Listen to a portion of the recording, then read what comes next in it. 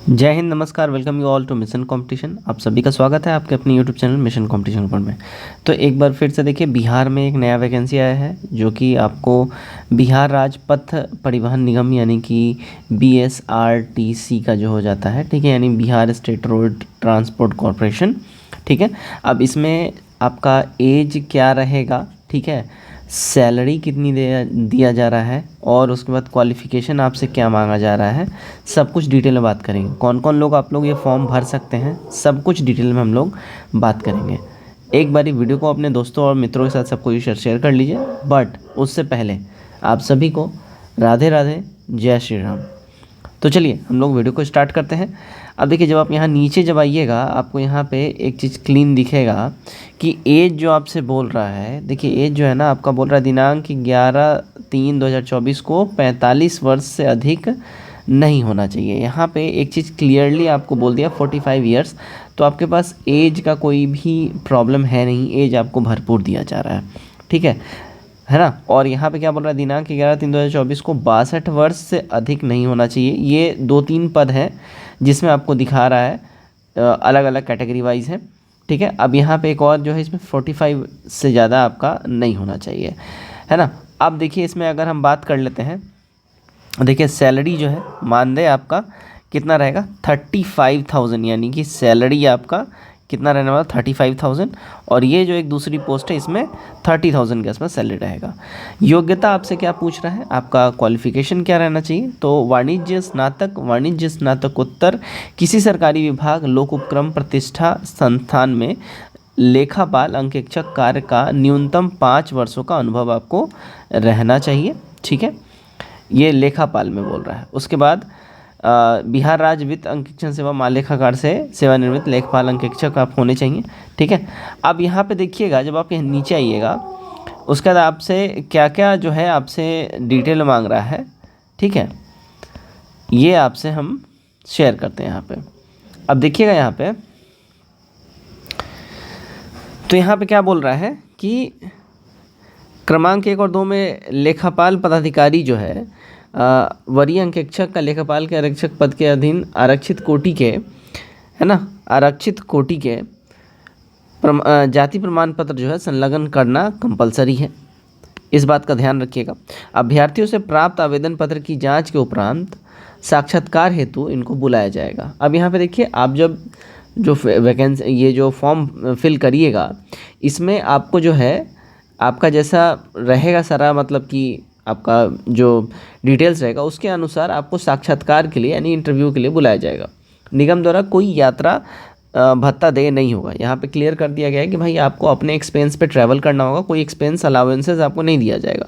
समान प्रशासन विभाग के द्वारा बिहार अधिनियम 19/2023 के आलोक में कुल रिक्त पदों के विरुद्ध 35% जो है फीमेल्स को यहाँ पे रिजर्व रखा गया, उनका यहाँ पे बहाली होगा।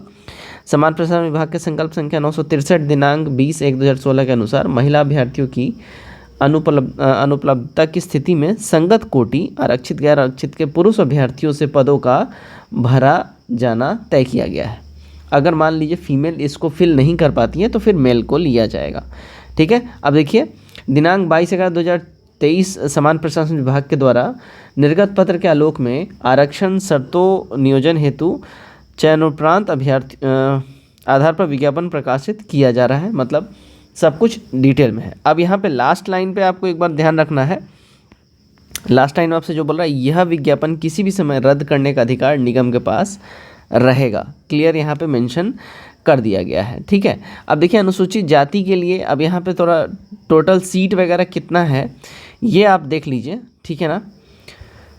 तो जो आप यहाँ नीचे आइएगा, क्या बोल रहा है, देखिए सबसे पहले इच्छुक अभ्यर्थी को बायोडाटा, पासपोर्ट साइज फ़ोटो, संगत साक्ष्य, अनुभव प्रमाण पत्र, शैक्षणिक योग्यता प्रमाण पत्र की अभिप्रति प्रमाण प्रति के साथ अपना आवेदन पत्र निगम मुख्यालय परिवहन परिसर फुलवारीशरीफ पटना में दिनांक 11/3/2024 के दोपहर 3 बजे तक स्वयं जाके जमा करना है, ठीक है, अथवा निबंधित डाक से आप भेज सकते हैं। अब यहाँ पे एक चीज़ समझ लीजिएगा, ये बेसिकली जॉब जो है आपका फुलवारीशरीफ में जॉब है, पटना में, ठीक है। एक बार इसको डिटेल में पढ़ लीजिए। तो बिहार सरकार पथ परिवहन निगम परिवहन भवन फुलवारीशरीफ पटना द्वारा निम्नलिखित पदों पर संविदा के आधार पर नियोजन हेतु आवेदन पत्र आमंत्रित किया जाता है। यह नियोजन योगदान की तिथि 1 वर्ष के लिए किया जा रहा है। अब बेसिकली यहाँ पे एक चीज़ समझ लीजिए, ये जो है आपका कॉन्ट्रैक्ट बेसिस जॉब है और ये 1 साल का आपके साथ अनुबंध किया जाएगा, कॉन्ट्रैक्ट किया जाएगा। एक चीज़ ध्यान रखिएगा, कॉन्ट्रैक्ट बेसिस जॉब ज़रूर है, बट यहाँ पे जो है ना कॉन्ट्रैक्ट बेसिस जितने भी कर्मचारी बिहार सरकार में एक बार चले गए, बड़ी मुश्किल से उनको फिर रिप्लेस किया जाता है। रीज़न उसके पीछे एक ये रहता है कि देखिए ये लोग जो काम कर चुके होते हैं, इनके पास हो जाता है एक्सपीरियंस, ठीक है, और अगर इनको हटाना है, किसी नए लोग को लाना है, फिर उनको दोबारा से सब कुछ सिखाना पड़ेगा। इसलिए एक्सपीरियंस बंदों को हटाया नहीं जाता है, बहुत मुश्किल हो जाता है। तो बेसिकली ये कॉन्ट्रैक्ट बेस्ड है, लेकिन आपका एक तरीके से बिल्कुल परमानेंट जैसे ही इसको मान के चलिए, क्योंकि इसका कॉन्ट्रैक्ट एक्सटेंड होता रहता है, बढ़ता रहता है, ठीक है। तो टोटल देखिए, लेखा पदाधिकारी वरीय अंकेक्षक का टोटल 14 पोस्ट है, लेखपाल का 35 पोस्ट है, और यहाँ पे आप सैलरी वगैरह उस हिसाब से देख ही सकते हैं। अब देखिए यहाँ पे टोटल पद कैसे कैसे हैं, यहाँ पे डिटेल में दे दिया गया है, ठीक है। लेखा पदाधिकारी वरीय अंकेक्षक के लिए अनारक्षित पद का विवरण यहाँ पे दिया गया है। अनारक्षित 3 पद है, ठीक है, एक महिला के लिए 35% रिजर्वेशन के तहत। आर्थिक रूप से NEWS के लिए जो है 1 है, ठीक है। पिछड़ा वर्ग के लिए 2 है, जिसमें से 1 सीट जो है फीमेल के रिजर्व किया गया है। उसका अत्यंत पिछड़ा वर्ग के लिए 4 है और 1 पद महिला के लिए रिजर्व है। अनुसूचित जाति के लिए 3 है और 1 पद महिला के लिए रिजर्व है।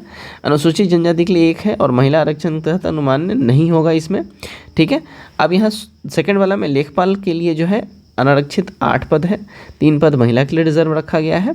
आर्थिक रूप से कमजोर 3 है, इसमें 1 फीमेल के लिए है, ठीक है, ओके। उसके बाद देखिए अत्यंत पिछड़ा वर्ग के लिए 4 है, 1 फीमेल के लिए है। अनुसूचित जाति के लिए 3 है, 1 फीमेल के लिए है। तो इस हिसाब से सारा कैटेगरी वाइज यहाँ पे सब कुछ बांटा गया है।